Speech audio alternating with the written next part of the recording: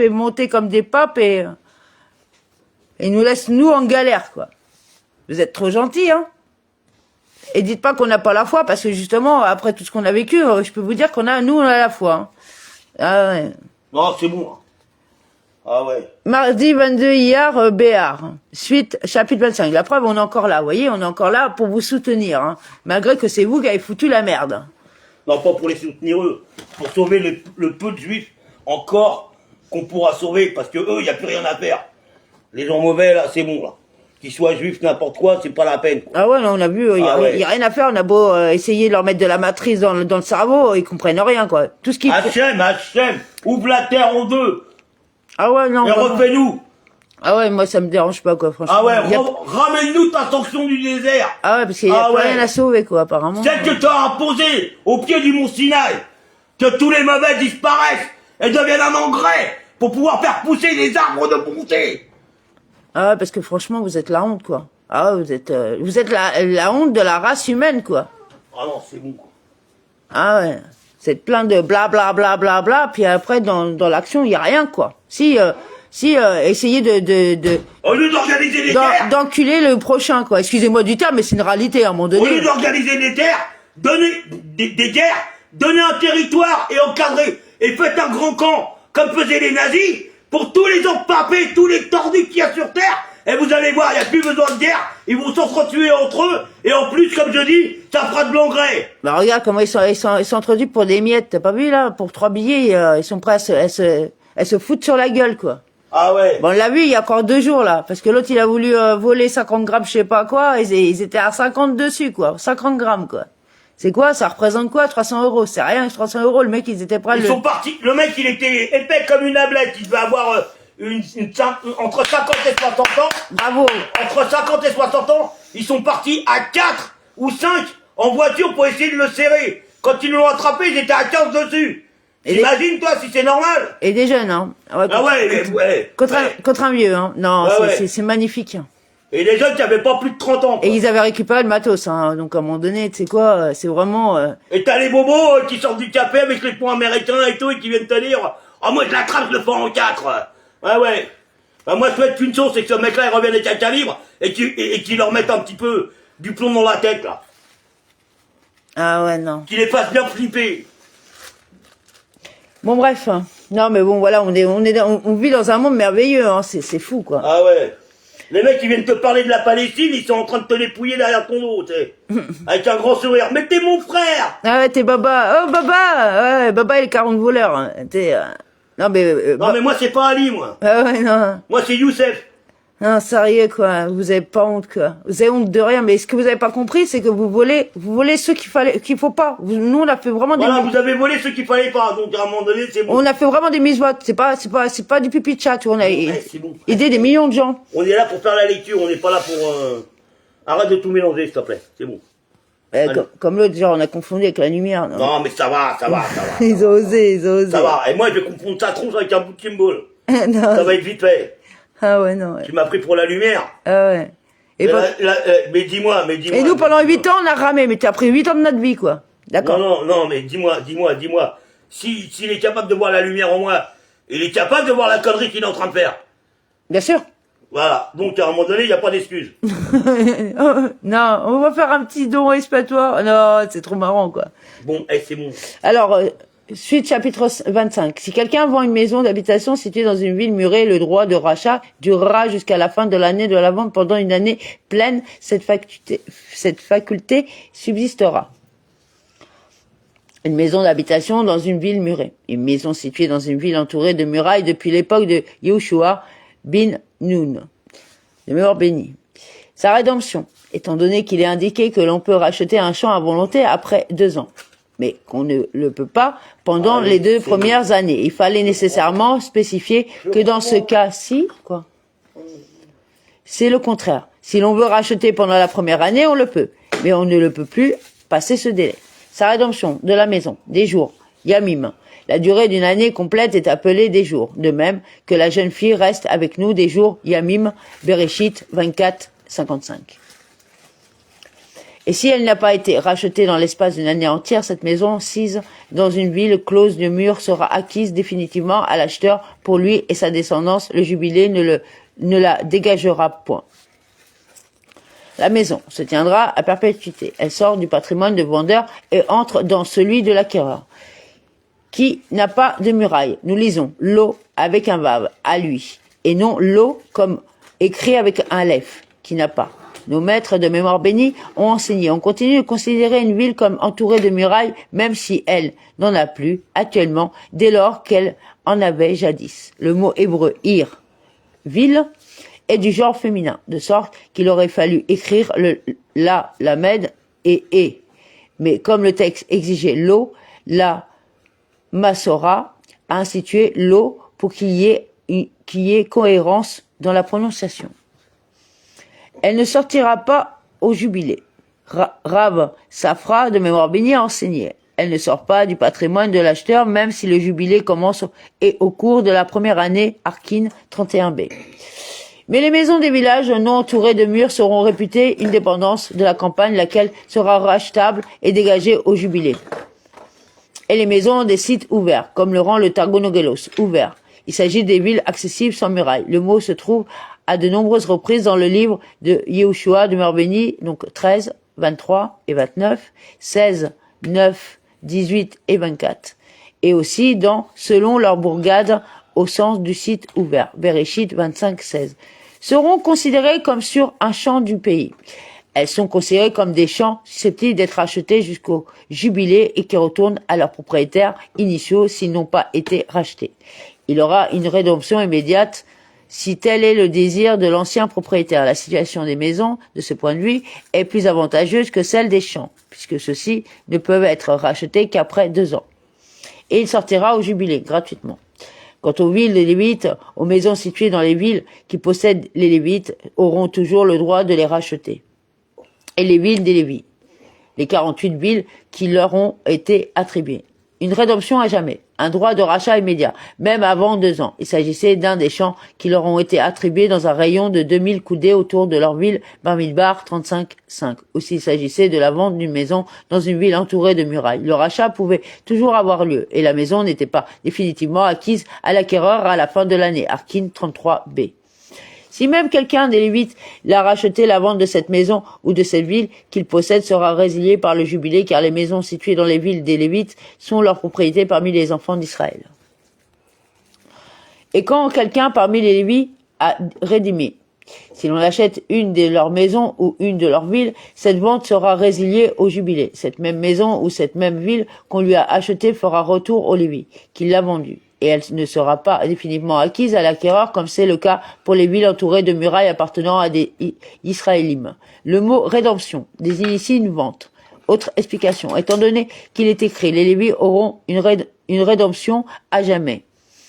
Verset 32. J'aurais pu penser que le texte parla uniquement d'un Israël qui aura acquis une maison dans les villes des Lévites, mais qu'elle est acquise définitivement dans le cas d'un achat par un Lévi et un autre Lévi. Aussi est-il écrit, et quand quelqu'un parmi les Lévites a racheté, il restera une possibilité de rachat même dans le cas d'un achat à un autre Lévi. La vente de la maison sortira. Il s'agit ici d'une autre misva. S'il ne l'a pas rachetée, elle fait retour au vendeur lors du jubilé et la vente n'est pas définitive à la fin d'une année, comme c'est le cas pour la maison d'un Israël. Car les maisons des villes des Lévites, c'est la leur tenure. Ils ne possédaient ni champs ni vignes, mais uniquement des villes pour y habiter, ainsi que leurs banlieues. Voilà pourquoi ce sont ces dernières qui leur tiennent lieu de champs, et elles peuvent être achetées comme des champs afin qu'ils n'en soient pas dépossédés. Une terre située dans la banlieue de leur ville ne peut être vendue, elle est leur propriété inaliénable. Et un champ de la banlieue de leur ville ne sera pas vendu. Il ne peut être vendu par le trésorier du sanctuaire. Si un Lévi a consacré son champ à Hachem et ne l'a pas racheté, et que le trésorier le vende, il ne devient pas, lors du jubilé, propriété du Kohanim, comme il est écrit pour un Israël, et s'il a vendu le champ à un autre homme, il ne sera plus racheté, tandis qu'un Lévi peut toujours racheter. Et si ton frère vient à des choix, si tu vois chanceler sa fortune, soutiens-le, fût-il étranger, nouveau, venu, et qu'il vive avec toi. Tu le soutiendras, ne le laisse pas dépérir jusqu'à ce qu'il tombe et qu'il devienne difficile de le relever. Mais soutiens-le dès qu'il commence à vaciller. À quoi cela ressemble-t-il? À un fardeau posé sur un âne. Aussi longtemps qu'il est sur l'animal, il suffit d'une seule personne pour l'immobiliser et le maintenir en place. Une fois tombé à terre, 5 personnes ne suffiront pas à le relever. Étranger et habitant. Même s'il est étranger ou habitant, et qu'est-ce qu'un habitant? C'est quelqu'un qui s'est engagé à ne pas se livrer à l'idolâtrie, mais qui consomme des névélotes. N'accepte de sa part ni intérêt ni profit, mais crains ton Dieu et que ton frère vive avec toi. Ni intérêt ni usure. Il s'agit, selon nos maîtres, d'une seule et même chose, dont la répétition est destinée à faire de sa transgression une double infraction. Baba Metsiya 60b. Tu auras la crainte de ton Elohim. La raison humaine est alléchée par le recours à l'usure, et il est difficile de s'en abstenir. On s'en octroie donc la permission à cause de l'argent qui, sinon, ne rapporterait rien. Voilà pourquoi il fallait que le texte spécifie « Tu auras la crainte de ton Elohim ». Cela vise également le cas où l'on fait passer l'argent pour appartenant à un païen pour le prêter à intérêt à un Israël. C'est là une chose qui est du ressort exclusif du cœur et de la conscience de chacun, d'où la nécessité de spécifier. Tu auras la crainte de ton Elohim. Baba Metsiya 61b. Ne lui donne point ton argent à intérêt ni tes aliments pour en tirer profit. Je suis l'Éternel votre Dieu qui vous ai fait sortir du pays d'Égypte pour vous donner celui de Canaan pour devenir votre Dieu. Qui vous ai fait sortir et qui ai su déceler le premier-né de celui qui n'était pas, Baba Metsiya 61b. Je serai aussi puni celui qui prête intérêt à un Israël en prétendant qu'il s'agit de l'argent appartenant à un païen. Autre explication, qui vous ait fait sortir du pays d'Égypte, à la condition que vous acceptiez mes mitzvot, même si elles vous pèsent. Pour vous donner le pays de Canaan, comme récompense de votre acceptation de mes mitzvot. Pour être pour vous, votre Elohim. Pour quiconque habite en Eretz Israël, je suis pour lui comme Elohim, et quiconque en sort est comme s'il adorait les idoles. Amen, ve amen. Voilà. Bon. Bah c'est ce qui se passe aujourd'hui, hein. Ouais. Ils adorent des idoles. Ce sont des idolâtres. Voilà. Non, je suis pas énervé, non. Je suis pas énervé. Oui, comme quoi l'argent, c'est aussi, vous parlez du couple, mais il n'y a pas que le couple, il y a aussi l'argent qui peut causer aussi la guerre en Israël.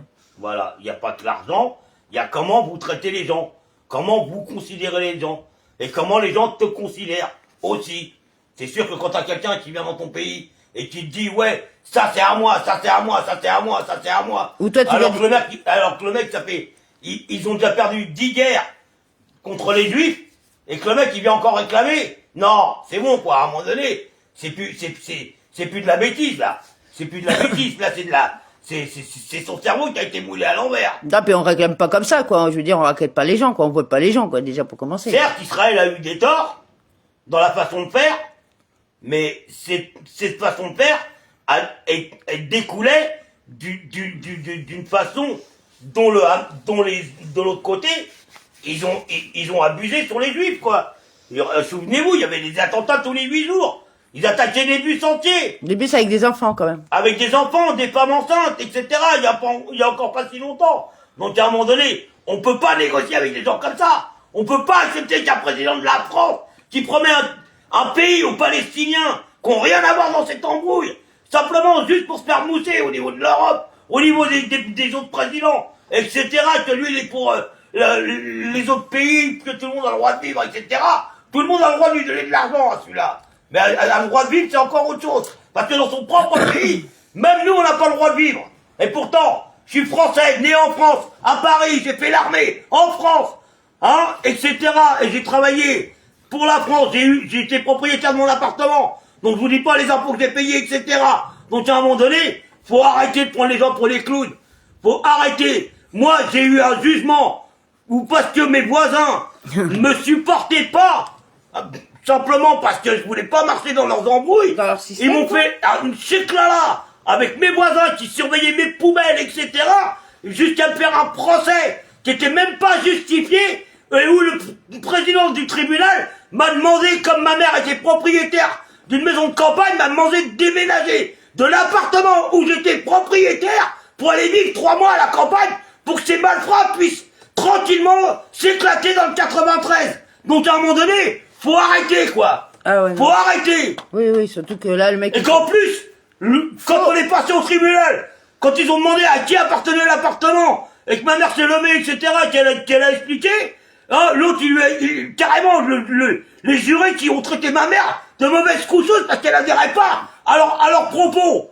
Non mais à un moment donné, faut quand même peut-être pas exagérer. Alors que ces gens-là, ils ont menti sur leur identité, ils ont menti sur le maritalement, ils ont menti... Ils ont monté sur les causes même qui m'ont emmené au tribunal. Ils ont menti, il a déclaré qu'il était médecin alors qu'il était que stagiaire. Ils ont fait faux usage de faux par rapport à la, comment on appelle ça, le document de médecin, là. Ouais, donc ouais, voilà. par rapport quoi. à une mâchoire cassée. Alors que la maman, elle jouait tranquillement à côté, elle avait rien de cassé. Devant les gens du tribunal, hein. Ah non, donc à un moment donné, faut arrêter. La France, c'est plus ce que c'était. À un moment donné, il va falloir remettre les choses en place. S'il y aura peut-être pas une guerre civile, mais il y aura pire. Ah ouais. Il y aura pire, moi je vous le dis. À un moment donné, il va falloir se réveiller, quoi. Et se prémunir, surtout. Ah et on voudrait bien des nouvelles, là, du petit jeune, là, qui voulait agresser les enfants, en Corse. Hein? Ah Parce ouais. que, ouais, ça fait une semaine qu'on n'en parle plus, hein. Mais, moi je sais, hein. Quand en Corse, on parle pas des choses, c'est que que déjà, il y a anguille sur roche. voilà, déjà il y a anguille sur roche. Le mec, il doit être en train de sécher au fond d'un casotte s'il est pas en train de se faire manger par les piranhas au fond d'un lac. Et puis, Voilà. s'il y a certaines communautés qui veulent pas qu'on parle d'eux, du moins de leur nom qui apparaît à chaque fait divers, et ben vous avez qu'à arrêter de faire des vagues, quoi, déjà pour commencer. Parce qu'à un Et moment puis donné. arrêtez de vous afficher, quoi. Ouais, puis à un moment donné, c'est quand même, à un moment donné, c'est pas du racisme, c'est un état de fait, quoi. C'est, malheureusement, hein, on est navré, mais à chaque fois, c'est quand même, toujours, Mohamed ou, voilà, quoi. Mais moi, pour les avoir fréquentés, pour leur avoir donné leur chance, hein, avec ma famille, quand je vois le résultat sur lequel on a abouti, c'est une honte. Ces gens-là, on leur a donné des papiers, une identité, un travail, on les a aidés, etc. Hein, et on leur a même fait avoir des crédits, etc.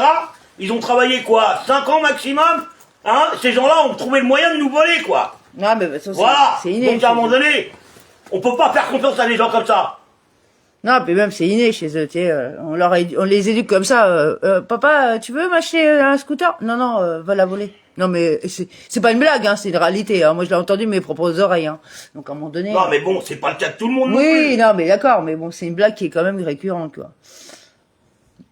Non, mais malheureusement, là, ici. Ouais, bon, hey, Hein, il y a encore le Talmud à lire, hein. et nous taquez pas de racisme parce que là, on va rigoler, quoi. Ah ouais, non, parce que là, franchement, là, ça va être malvenu, là. Ah ouais, non, Parce que preuve à l'appui, là, ce que je dis, là, dans mes vidéos, moi, c'est la vérité. Moi, mon nom, c'est mon vrai nom. Et ce que je dis, c'est la vérité. Et si ça vous convient pas, eh ben, allez vérifier. Et après, vous venez me parler. D'accord? là, c'est pas des pseudos, Parce que moi, j'en ai encore d'autres en réserve. À vous sortir. Oui, c'est vrai. Ah ouais, j'en ai plein, moi. J'en ai plein des comme ça. Alors, on peut faire un livre. Hein? On peut faire Parce même- que si Macron fait la promotion de Paris-Strasbourg d'un trait, hein, d'un trait blanc direct, aller-retour, hein, aujourd'hui, bah, il y en a d'autres qui l'ont fait avant lui. D'accord?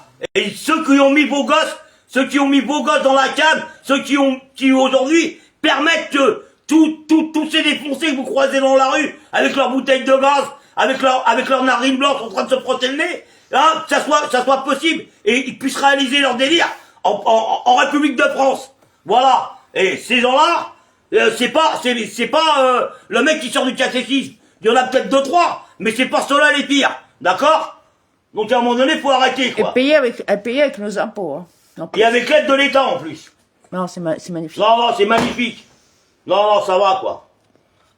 Moi, j'habitais l'église de Pantin, j'étais propriétaire à l'âge de 24 ans, je bossais 20 heures par jour, et ça m'empêchait pas de voir que tout autour de moi, il y avait des défoncés, quoi. Non, mais, Des défoncés, et qui prenaient, et qui tapaient la belote avec le commissaire principal du 93, tous les dimanches, au bistrot, Café des Sports. Voilà, vous voulez des impôts? Je vais vous en donner, moi. quand on voit que quand on s'est mis là-dessus, qu'on a voulu donner la chance justement aux gens qui avaient pas de dimat, tu vois. Et quand je l'ai balancé au tribunal, comme par hasard, le commissariat, il a déménagé. Hein, c'est bizarre.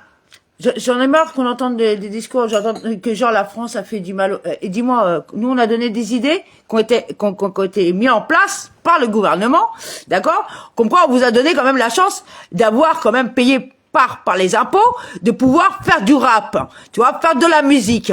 Par exemple. Tu vois, par exemple. Sans compter le reste, quoi. Hein, parce que si vous pouvez jouer au foot gratuitement aujourd'hui, c'est grâce à des gens comme nous, quoi. Parce que nous, on n'avait pas tout ça, tu vois. Donc, à un moment donné, quand tu dis que la France, elle est pas bonne, tu vois, excuse-moi, mais franchement, tu me fais rigoler, quoi. Vraiment, vraiment, parce que moi, j'aimerais bien vous voir dans vos pays, parce que vous êtes tous quand même... Aujourd'hui, on vous impose pas le service militaire, on vous impose même pas de parler français, ni d'être correct avec les gens qui vous entourent. Non, puis même, à un moment donné, vous êtes tous en France, quand même, en attendant. C'est ça qui me choque, quoi. Si ça te plaît pas, pourquoi tu t'es là, quoi, à un moment donné. Ça, je non, mais comprends c'est bon. C'est ça, le pire. C'est bon, on va arriver à des... Bon. Ouais, on va arriver à des propos qui vont dire, ah, t'es quoi, non, je suis pas de racisme, à un moment donné, c'est toi qui me traite de sale blanc, quoi. Donc, à un moment donné, tu sais quoi, en plus, je suis même pas blanche, mais bon, c'est pas grave, mais, moi, j'ai fait mes études là, quoi. Moi, j'ai vu autre chose. Pour sortir, avec toutes ces histoires-là à Pantin, il a fallu que j'aille porter 3 fois plainte à l'IGPN. Ok?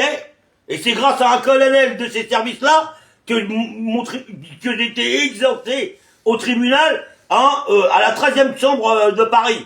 D'accord? Donc c'était pas de la petite gnognotte comme vous aujourd'hui, là. Hein?